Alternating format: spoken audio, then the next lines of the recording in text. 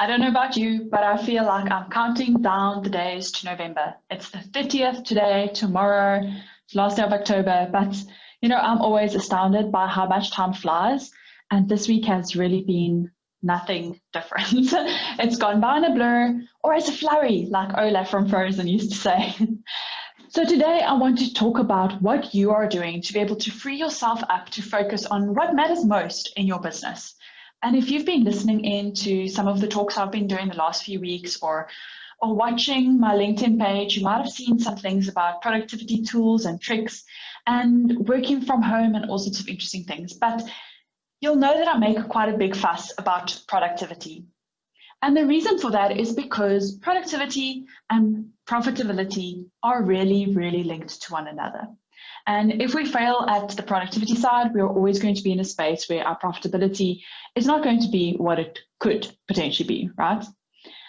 So one of the ways that we create productivity in our business is by outsourcing some of the responsibilities, right? If you think about all of the things that you have in your business, we're not necessarily good at all of those things, right?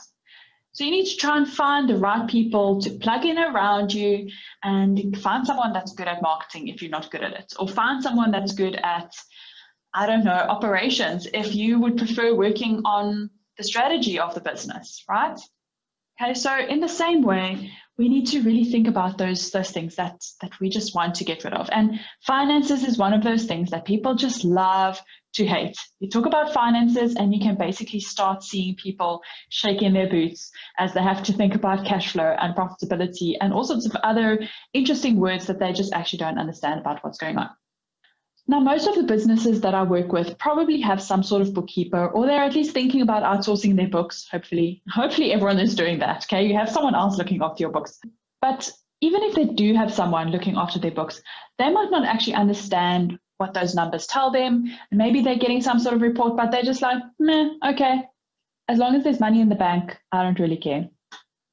Now, this is where having someone with financial expertise really comes in to be important. And maybe calling it financial management or having a financial manager is maybe nonsensical, but the point is you need a partner that can deal with your financial strategies and can give you really sound financial advice at a fraction of the cost of what it would be to have a full-time employee within your business, right? Now, businesses that are typically in a position to engage with a financial manager or a financial strategic partner, like I like to call it, they are normally in a situation where they are eager to grow and scale their businesses. And maybe they're not quite in a position to do that yet, but they realize the importance of making sure that they've got all of the systems and the processes in place that will allow them to scale. That's firstly. Secondly, they are potentially experiencing some financial difficulties and they need to figure out how to get through that dip that they're currently in, or the rut that they might be in, to be able to get to the other side.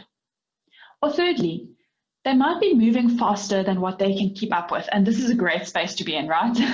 If you're growing, you're scaling, and because of all of these things, you should be in a highly profitable situation, right? But often this is not the case. Now, for us to be able to scale well, you need to make sure that you've got those right processes in place. And this is really where finances come in as being critical, where your revenue might be growing, but your profits are not quite matching to the growth that you're seeing in your revenue. Fourthly, you might potentially be having some sort of bottlenecks in their cash flow or in their operations, and having some sort of external input into what is happening in their business really just helps to switch on that light bulb moment and give them insight into what is happening so that they can take the right strategic steps to move forward from there. Then fifthly, they might realize the importance of being audited. Now, I know being audited is not fun. I know that because I'm an auditor, but it can be a really uncomfortable situation to be in. But there is a lot of credibility that you get if your financial statements are audited. And so because of that, as businesses grow and as they have a bigger impression on the community and all of those things, they need to have accountability. And you get that accountability by having audited financial statements. Now, because this auditing process is it can be quite tricky to get through, and to be able to make sure that you get through an audit well, you need to make sure that you have the right controls in place to be able to get quality financial information coming out of that. Okay, and then sixthly, a lot of these businesses are sensitive to financial risks that are arising in either their industry or in the economy that they operate in. Now, that could be just within your region, it could be in your province, it could be in your country as a whole, it doesn't matter. But they want to make sure that they are ready for what might be coming. So they want to basically future-proof their business. Now, if you think through all of those things that I mentioned, it could include anything from having another lockdown under COVID-19, or it could be looking at getting involved in new projects or in new products or services, or even acquiring new assets. You know, a lot of businesses are in a lot of different phases, and in each of those phases, it's really important to make sure that you get some sort of financial input. Now, all of these factors could be signs that you need to find some sort of financial strategic partner that can just journey this out with you, right? So what a lot of business owners don't realize is the importance of getting the right expertise to speak into their business. And I know I'm talking about it from a financial perspective. There might be a lot of other areas in your business that you also need to consider getting some expertise into. But it's especially relevant from a financial perspective because a lot of people are technically strong, they can run their business, but when it comes to the financial side, they're just falling short a little bit. And sometimes all it is that we need someone to review our financials coming out on a monthly basis from our bookkeeper, just to make sure that we're on track.